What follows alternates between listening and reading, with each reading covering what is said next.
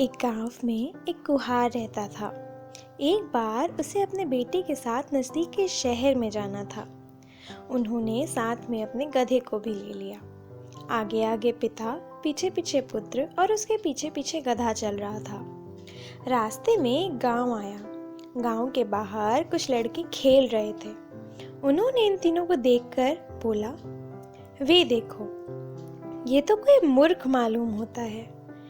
यह गधा खाली खाली चल रहा है। इस लड़के को गधे के पीठ पर नहीं बैठाया जा सकता क्या? कुम्हार ने यह बात सुन ली। उसे अपनी भूल समझ आई।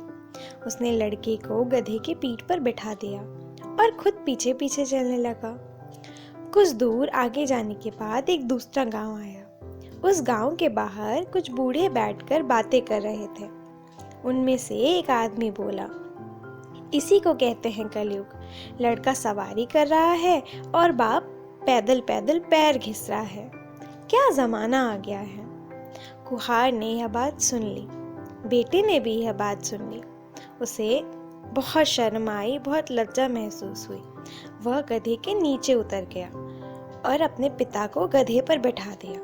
इस प्रकार चलते चलते एक तीसरा गांव आया। गांव के बाहर कुछ स्त्रियां पानी भर रही थीं। उनमें से एक स्त्री बोली, बाप सवारी करता है, बेटा पैर घिस रहा है। क्या दोनों लोगों को गधे पर नहीं बैठाया जा सकता क्या? स्त्रियों की बात सुनकर कुम्हार ने लड़के को भी गधे पर बैठा लिया और पीछे बैठ गया।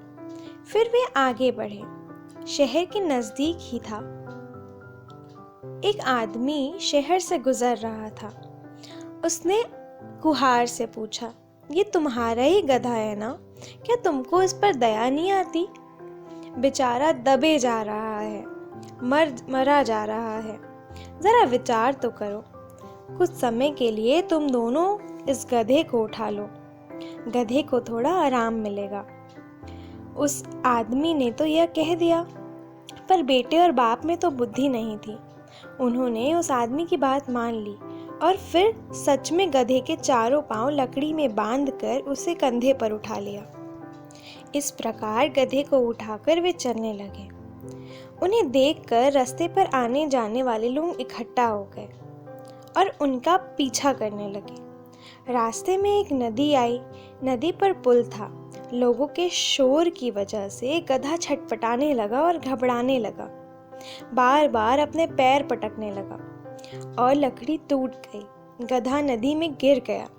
कुम्हार ने सर पीट कर कहा, बेटा, हम दूसरों की बात पर चल रहे थे, हम दूसरों की बातें मान रहे थे, इसलिए हमने अपना गधा गवा दिया। इसलिए सुनिए सबकी, करिए अपने मन की। If you like pink and purple stories, hit the like button and never forget to subscribe our channel.